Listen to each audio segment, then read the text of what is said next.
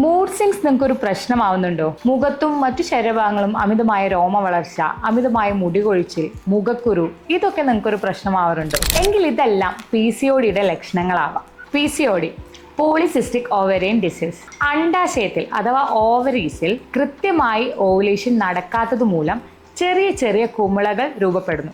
ഈ അവസ്ഥയാണ് PCOD. ഇത്തരത്തിൽ സംഭവിക്കുമ്പോൾ സ്ത്രീകളിൽ പുരുഷ ഹോർമോണുകൾ ആൻഡ്രജനുകൾ എക്സസായി പ്രൊഡ്യൂസ് ചെയ്യുകയും അത് പീരീഡ്സ് ഇറഗുലർ ആവാൻ കാരണമായി തീരുകയും ചെയ്യും. അതുകൊണ്ട് തന്നെ കറക്റ്റായിട്ട് ഓവുലേഷൻ നടക്കാത്തതുകൊണ്ട് ചിലർക്ക് പ്രഗ്നൻ്റ് ആവാൻ ബുദ്ധിമുട്ടും ഉണ്ടാവാറുണ്ട്. ഹോർമോണൽ ഇംബാലൻസ് മൂലം അമിതമായി BP, diabetes, stroke, metabolic syndrome, ഗർഭാശയ ക്യാൻസർ ഇതിനൊക്കെ റിസ്ക് കൂടുന്നു. ഒരു ഹെൽത്തി ലൈഫ് സ്റ്റൈൽ മെയിൻറ്റെയിൻ ചെയ്യാന്നുള്ളതാണ് ഇതിന് മെയിൻ ആയിട്ടുള്ളൊരു പോം വഴി. നമ്മുടെ ഭക്ഷണത്തിൽ കൂടുതൽ പച്ചക്കറികൾ, ഫ്രൂട്ട്സ് ആഡ് ചെയ്യുക, വെള്ളം നല്ലപോലെ കുടിക്കുക, റെഗുലറായിട്ട് എക്സസൈസ് ചെയ്യുക, പിന്നെ അരി ആഹാരം, കാർബ് കുറയ്ക്കുക. ഇതൊക്കെയാണ് നമുക്ക് ലൈഫ് സ്റ്റൈലിൽ ചെയ്യാൻ പറ്റുന്ന മാറ്റങ്ങൾ. അപ്പോൾ ഇതൊക്കെ ചെയ്താൽ PCODനെ നമുക്കൊരു വിധത്തിൽ കൺട്രോൾ ചെയ്ത് കൊണ്ടുപോകാൻ സാധിക്കും.